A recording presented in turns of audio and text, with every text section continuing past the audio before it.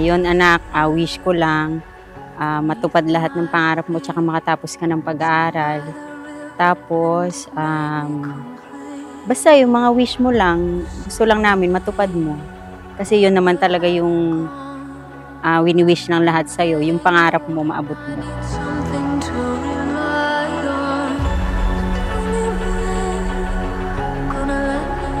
I know sa'yo, parang lahat na nangyayari ngayon is parang nagiging mabilis na gusto ko lang malaman mo na nandito kami, family, andyan si God, na kaya kang supportahan sa mga gagawin mo. Ayun, happy birthday ulit. Thank you, congrats, I love you.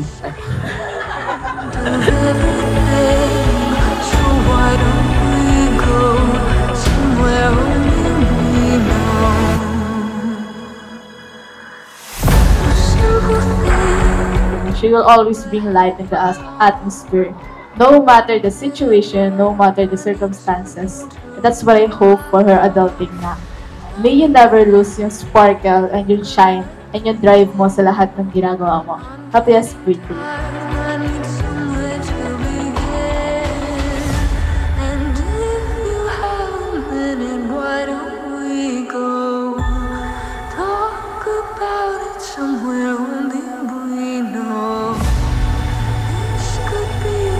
Sana makapasa ka sa college at mahal na mahal kita.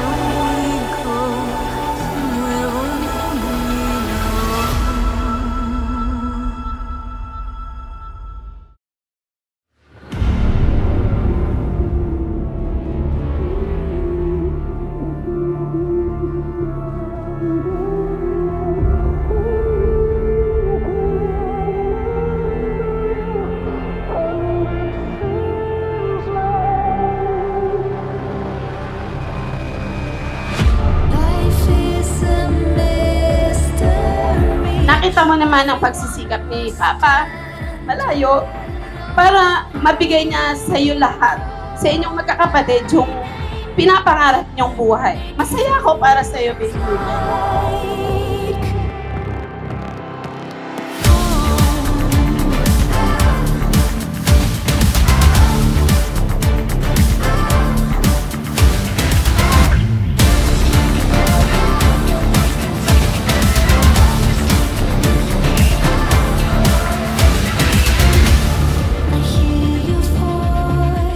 Alam ko naman lahat naman ng mga minessage nila, totoo, tsaka alam ko naman na sinusunod mo.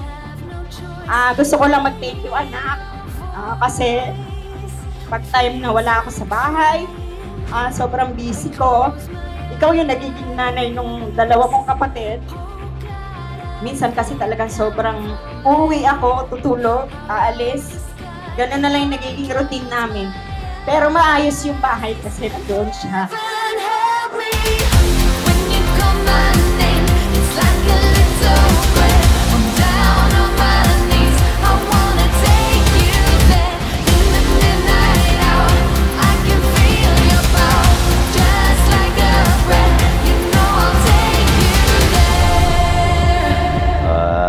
Yun lang, nak. Ayusin pag-aaral mo, di baling wala ka sa taas, basta bigay mo lang best mo. Nandito lang naman kami lagi para sa inyong tatlo, para sa iyo, sa inyong tatlo. At yun lang, laging put God first sa lahat ng mga gusto mo gawin sa buhay. Pa-birthday, Sai, Lugi. Alam mo naman, laging wala si Papa dito. Tandaan mo lagi, mahal na mahal kayo ni Papa. Yun lang, maging masaya ka sa birthday.